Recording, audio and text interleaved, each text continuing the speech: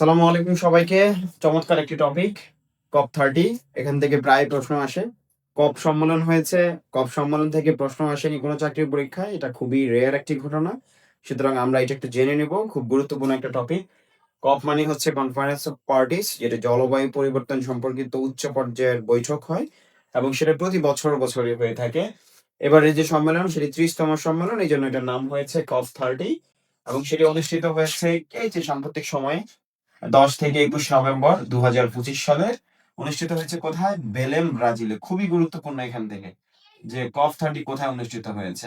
Belém, Brazil. এবং এটা আয়োজক দেশকে ইউএনএফসিসি, জাতিসংঘের ইউএনএফসিসি, United nation framework convention on climate change.